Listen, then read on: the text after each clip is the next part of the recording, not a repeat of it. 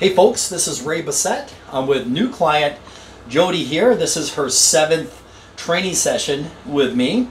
I thought it'd be nice just to find out what's going on in Jodi's mind here, and also how she came about coming to see me, and what her expectations and her fitness goals are, and how she's doing. And a lot of people out there are saying, you know, I really don't want to go to a personal trainer. I feel intimidated.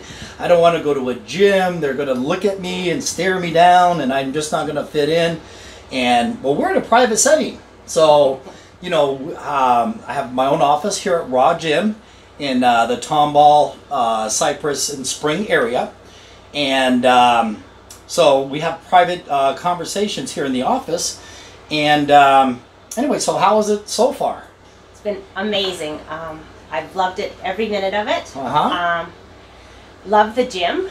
I've heard about Raw Fitness through my son, who comes down from Canada and trains here every time he's down.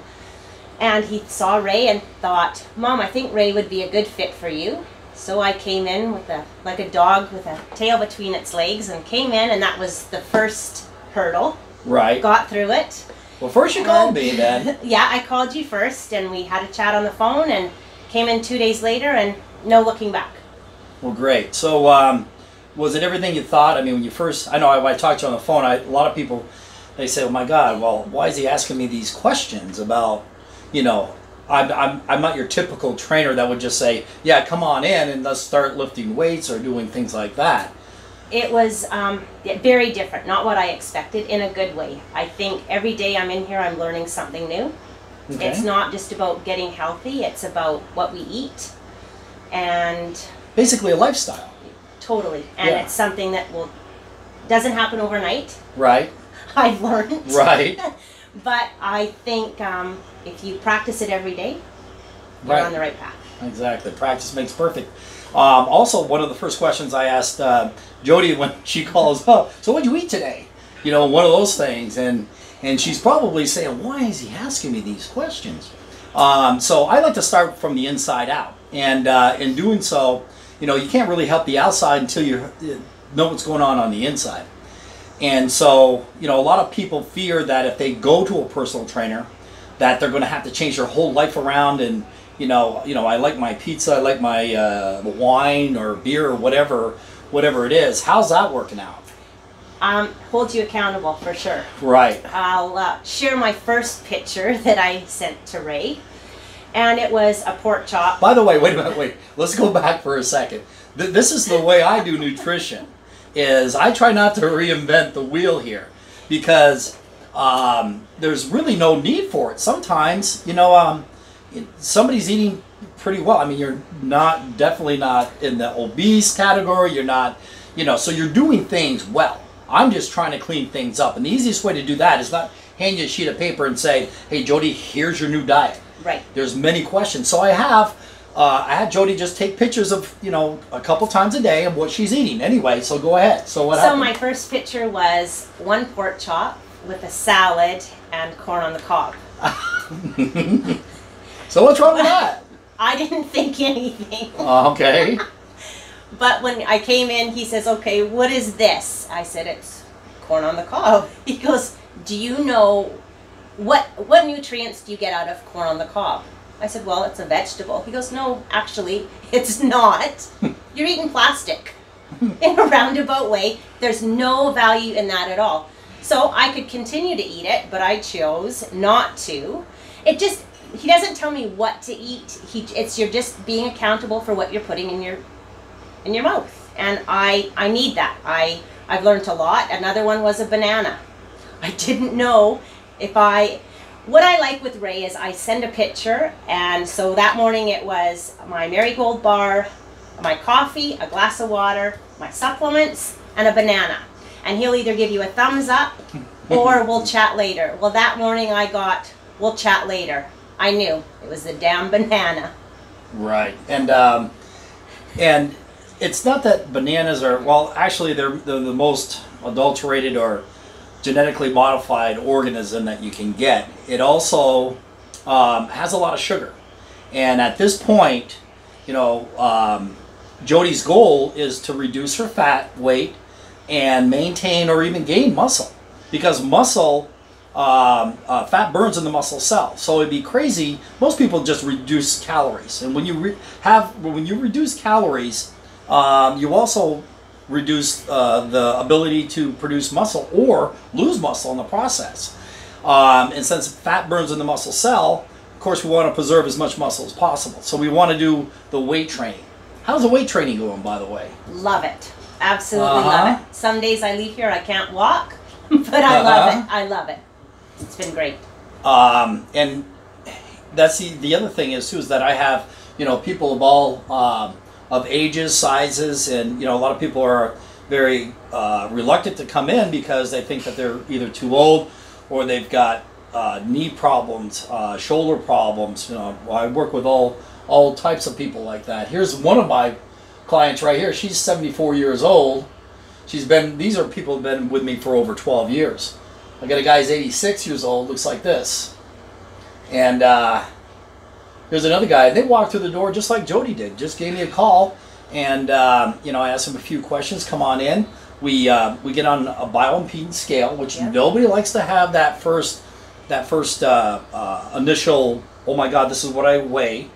But in my bioimpedance scale, it also shows how much muscle that Jodi has in her body, or anybody who comes in the door, how much fat they have in their body, and how much water. And based upon that, if you were to lose, say, 5 or 10 pounds, you don't know if it was muscle, water, fat, or water. So we have the ability to say if you lost 5 pounds, it was actually coming from fat, not water. And a lot of people lose a lot of weight at first because it's really inflammation, and inflammation causes water, and getting rid of that and cleaning up your diet. Like corn, I said it was a plastic food. It really is. I mean, it's great if you want to make a lithium battery or some kind of plastics, but it's really not digestible. So that was one of the things. And very seldom will I say, do not have this or do not have that. Very seldom. Because then you're at a loss. And we never want to have you at a loss. So we'll make adjustments. So instead of that, like a leafy green, spinach, broccoli, things like that. One of the things that we talked about early in our program was, well, what are we going to do? Do we do cardio? Do we lift weights? Do we do a combination? I like to do the weight training first because it builds up your metabolism, metabolism is the anabolism and catabolism. Catabolism is breaking down muscle. Anabolism is building it back up. And in that process, you're burning more calories at rest. So you're burning calories from our last workout. So how does it feel? You're just like on a treadmill. You're burning calories. You're a calorie burning machine. It's amazing. I'm not a cardio person. I'm really not. But I know I can get a pretty good sweat going just by doing weights. Right. Sure. And we move pretty fast in between machines or body weighted exercises. And it's not like turning over tires or running through cones or climbing up ropes or anything like that. No. Okay, I'm going to be 60 next year, so I know how it is to be young, and I also know how it is to be older, and we take that in consideration. Also, you had a knee issue. I do. So we had to address that, and so far it's been good. Right. One of the things that we did as far as the knee issue is it's irritated. It's got an irritant, and it's inflamed. And so if your nutrition's not on board, okay, so we have to, well, number one, with the weight training, we're building the ligaments and the tendons around that joint to strengthen it. That's number one. Also, losing a couple pounds from the upper body or from your body is going to lessen the stress on that joint. The other thing is what you eat. I mean, if you've got inflammation in your knee and you eat inflamed food, you're going to be inflamed even worse. And so it's like a lot of people blame it on the weather. Oh, it's raining out, my knee hurts. Well, you forgot about the birthday cake you ate yesterday. That might have had something to do with it. Okay, so we use science or fitness through science and not fiction. So, a lot of the things are going to make sense to you. Here's our 40,000 years ago. This is what we used to look like. We were, hunters, gatherers, and through the years, we turned into the guy over here on the right.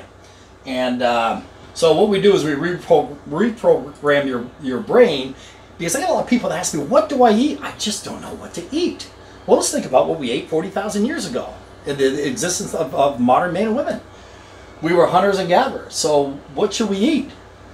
I don't see a big yellow M up there. Okay. Okay. So you probably shouldn't eat, stuff with estrogens and things like that. But the standard American diet is pretty tough. You go into a grocery store, you got to expect at least 70 or 90% of the food that we buy is processed and enzyme deficient. Have you ever wondered? You hear people that always talk about, well, I'm an emotional eater, or I eat because I'm bored, or I'm looking for something. They keep eating because the foods that we have nowadays don't have any enzymes in them. If they don't have any enzymes, a lot of people don't realize that 90% of the serotonin that goes to your brain comes from your gut. As a matter of fact, there's a couple books in some literature on brain gut, and it's about the serotonin getting to your brain. Women, or mostly women, but a lot men too, have depression. Well, a lot of the depression is because of their diet. They're eating we're eating foods that can't rot or doesn't oxidize by the air. If it can't oxidize by the air, then how is it going to be digested? Here's a good thing. Take your piece of corn, okay? All right? Since we're talking about corn, take a piece of corn and leave it on the counter. Leave it on top of the refrigerator and come back in a couple months, a couple years maybe. See if that corn has rotted. See if it has any bugs on it, if any rodents or animals have got to it. Maybe they're smarter than we are. Take margarine and put it out in the garage. You think somebody's going to eat something's going to spoil there? No. Well, if it can't spoil by the air, how's it going to spoil in our gut or actually be digested? So what do? Well, there's today this is kind of like the norm. Unfortunately, that we've got actually it's a pandemic, but an epidemic of overweight kids. Now, usually overweight kids come from overweight parents, and it goes down the line. And it's not hereditary. It's the fact that you lived in the same household, you laid on the same couch, you ate at the same table. That's the only thing that's genetic about it. It takes generations to make a mutation in a gene. And this right here is a guy, your normal guy, probably my age, that this is visceral fat, which is the fat around your organs. This is what kills most Americans right here, mostly men, because women hold their weight below the waist. What is a calorie? That's where I'd start. A calorie is a measurement of how fast something burns. We don't talk about calories. We don't talk about calories at all, because there's really isn't a reason. All you need to know are three things, or a few things. There's rules and regulations and everything. Okay? One of them is, well, let me ask you this. Let's see this. After 7 sessions, okay, does fat turn to fat? So if you were to eat, good answer. Look at that. Very great. That was great. Which I never thought it was that way. Right. And most people don't. Yeah. And actually in the 70s, there was a big push, or 70s and 80s, where they were getting down on going non-fat everything. Everything was non-fat. And if you're going through the grocery store and you saw something that was non-fat, you said, oh, I got to have that. Right. All right, but if you saw something sugar-free, that's probably the better choice. Right. But you got to be careful about labels and things like that. And I'll touch a little bit on that here too. But anyway, yeah, fat can't turn to fat. So if you're eating a steak at night before you go to bed, that's fine. Because the fat that you eat, saturated or unsaturated, as long as it's not adulterated, and hopefully the meat is grass-fed, so that it has the omega-3 in the meat, and that's another lecture. But anyway, it can't turn to fat. It's going to be used for structure in your body somehow. Because you have fat and then you have body fat, the fat can't turn to fat. Here's an easy way to remember it: is it's already fat. How can it turn to fat? Okay. There you go. Here's the other thing about muscle or protein. Protein, again, can't turn to fat either. So how many calories are there in a pound of fat? Well, there's 9 calories. How many calories are at a pound of, or at an ounce of protein? 4.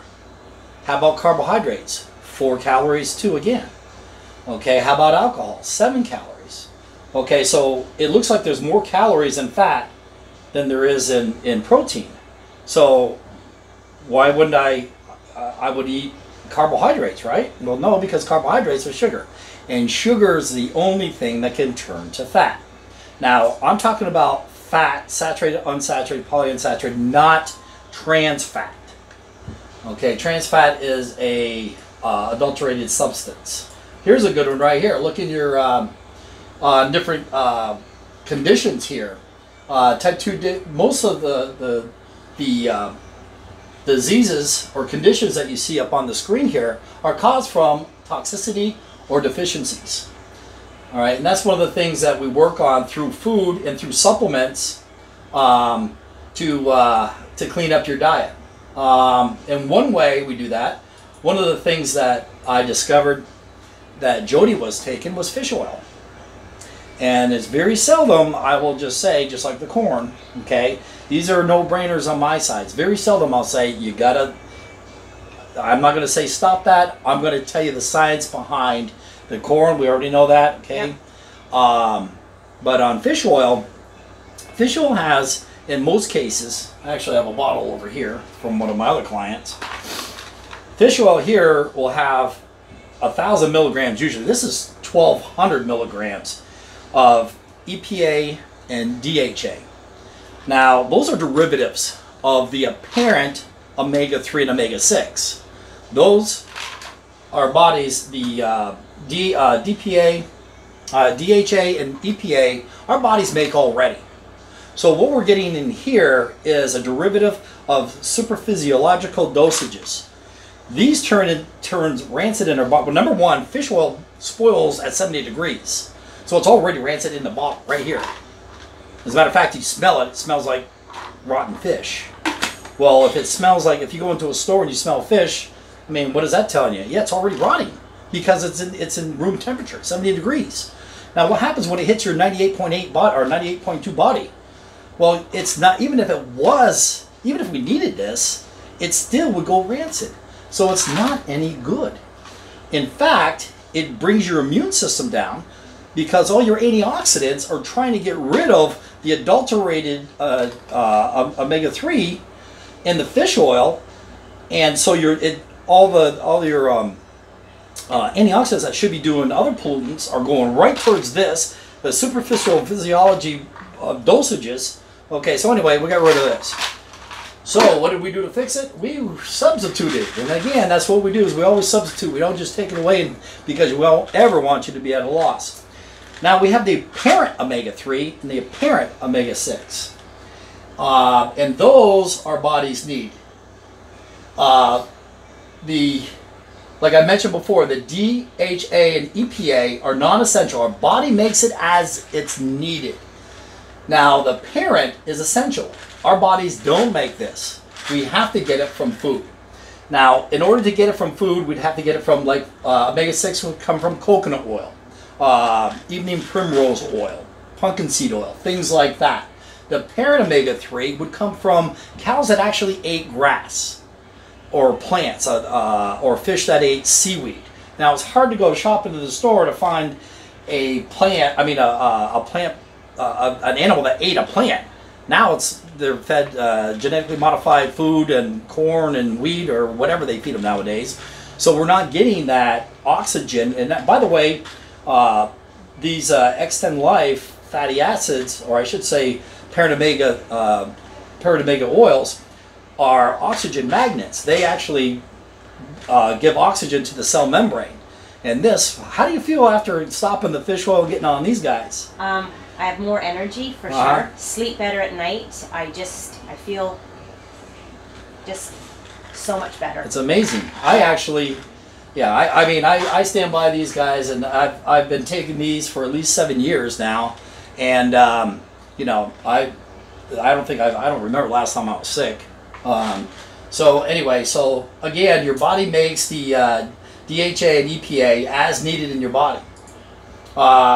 You know, some of the benefits, we're going to get into hormone replacement therapy, and that was the other thing that we did, is we started the weight training. Yeah.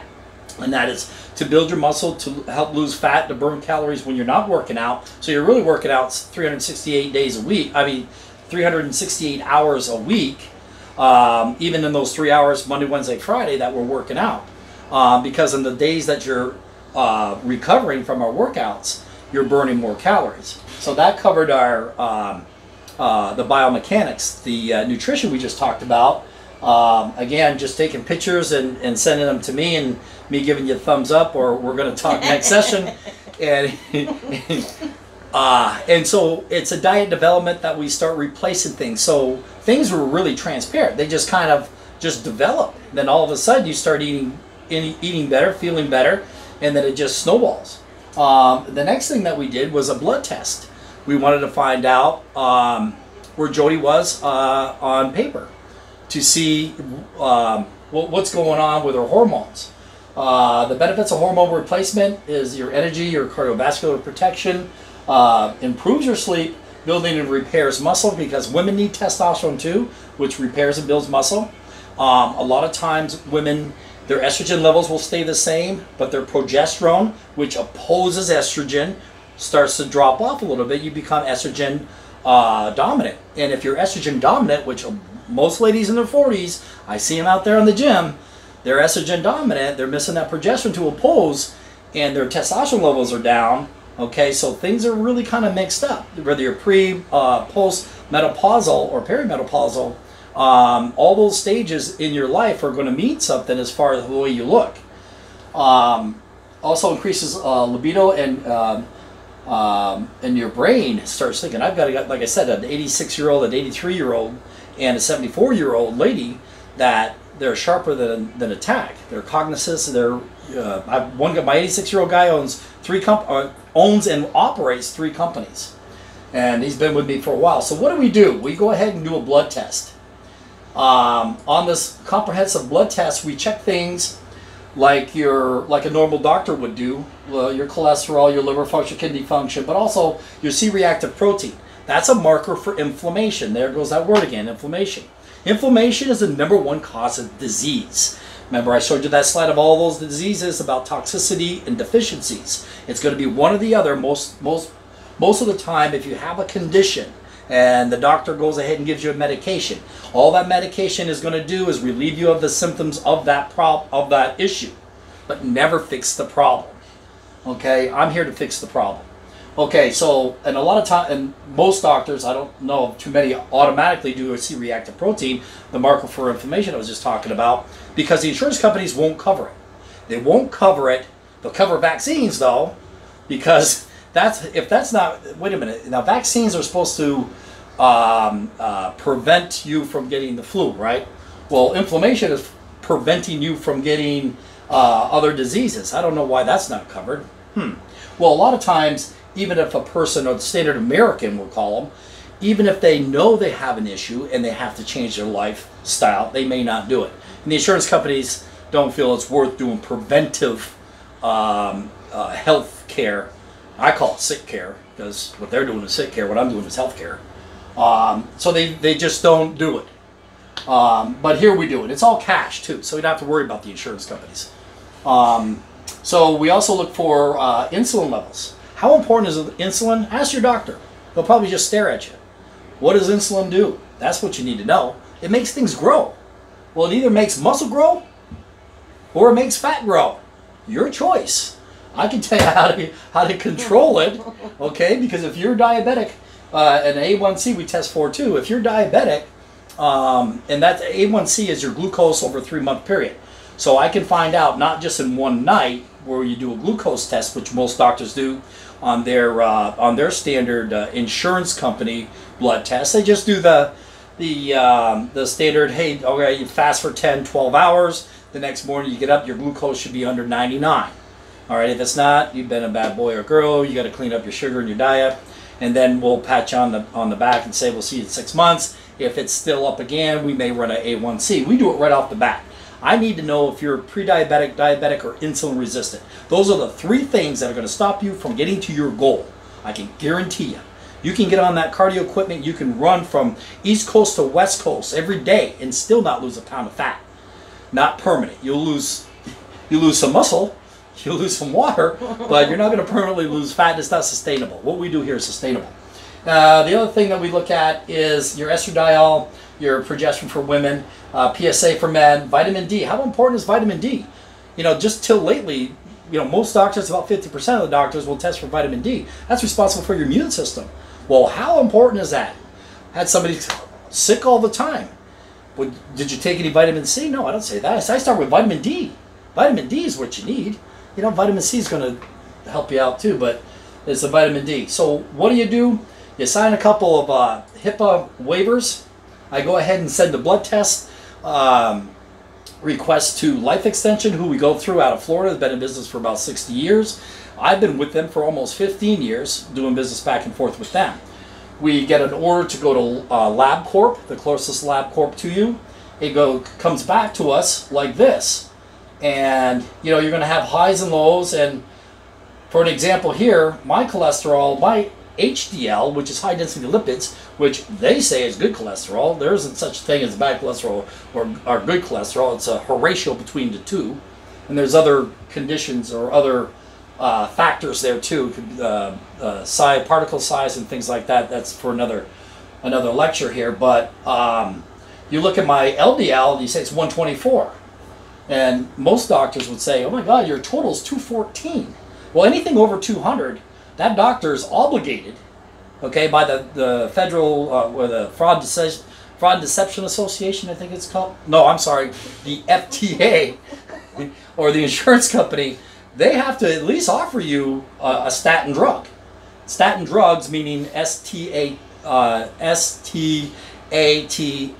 is at the end of the medical name of the drug. And what that does is it slows down your coenzymes going to your mitochondria. And every muscle cell in your body has mitochondria. So it slows down. Well, wait a minute. What has the most mitochondria in the human body? How about your heart?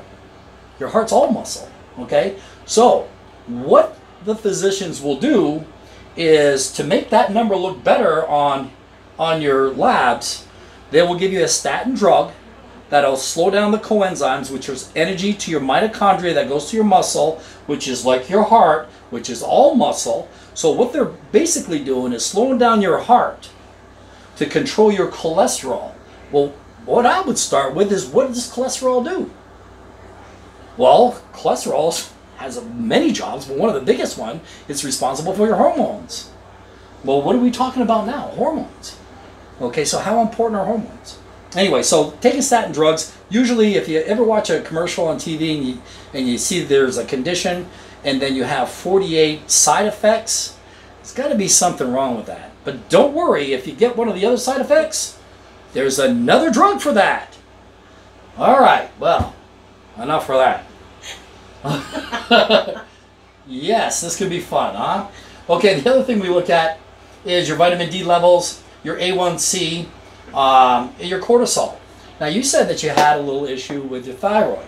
Yes. Okay, but don't worry, there's a medication for that, right? Right. Yeah. Okay, so Jodi's on a thyroid medication, and you know, through diet and exercise, I like it when doctors say when diet and exercise doesn't work. Well, it does work. And how many hours do doctors get in nutrition and exercise and physiology or even chemistry? Goose egg, 0. Okay, so they're not really the authority on exercise and nutrition. So anyway, what we're going to do is approach it like this. Cortisol and your thyroid run 180 degrees out of sync. So if your cortisol's up and your thyroid is down or sluggish, okay, we address the cortisol, the stress. The stress. Now everybody has stress, right? Everybody's got stress. Either comes in emotional, physical, or chemical. Chemical being food, chemical being vaccines, chemical being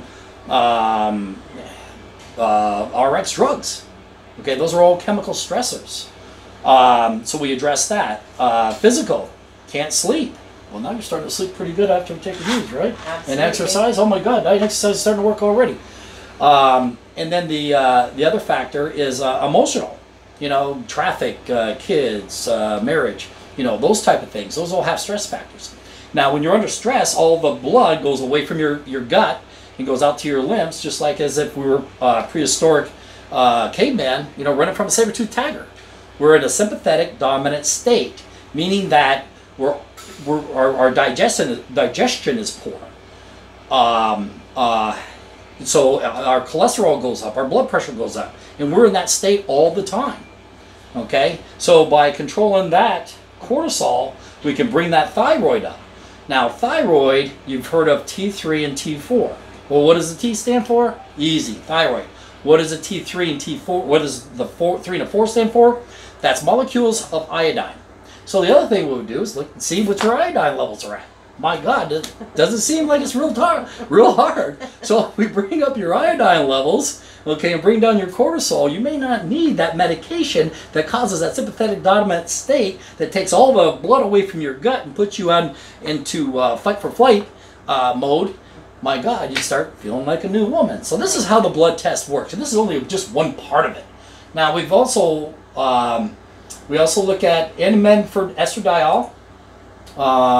And the insulin levels. Now, if your insulin levels are in the double digits, you can't burn fat no matter what you do. Okay, and also you got to remember the numbers or the levels of these tests are from sick people. They don't do surveys. Hey, can we get the healthiest people in the world? Come on in and do a blood test. Let's get 1,000 healthy people together and spend all this money and do a test on. No, it's all sick people. Okay, so the ranges here, like for a 59-year-old guy, for testosterone levels, it's 348 to 1197 is my range for testosterone levels. That's serum, not free testosterone. Okay, so if I'm at 350, most doctors say, you're good. Well, hell, I could be 3 times better than that if my levels were 1158, in which they are. So I'm rocking on all pistons here. And my bioavailable testosterone is in the optimal range also. So, you know, I get up at 3:15 in the morning. I'm here till 8 o'clock at night. Okay, so, and I'm, you know, working out, and I've got, you know, anywhere from 8 to 12 clients sometimes. So, there's my secret. All right. And then vitamin D levels we talked about too. Okay, so what is the purpose of exercise? Let's go ahead and talk about that. Well, the purpose of exercise is not to turn over tires like we talked about, climb up ropes, and run through trees. That's way too much work. We're going to have our bodies work for us. So we're going to stimulate the muscle to burn calories at rest. That's basically it. Okay? We work lower body one day, we work upper body the next day, so that we're not overtraining. If your muscles are sore, that means they haven't recovered, and if they haven't recovered, they can't break down again. Okay? That's very important. All right? So, let's look at here. It takes 3,500 calories to burn a pound of fat. Now, if you look at my cardio guy, that means you would have to work out for about an hour a day, burning 500 calories 7 days a week. 7 times 500 is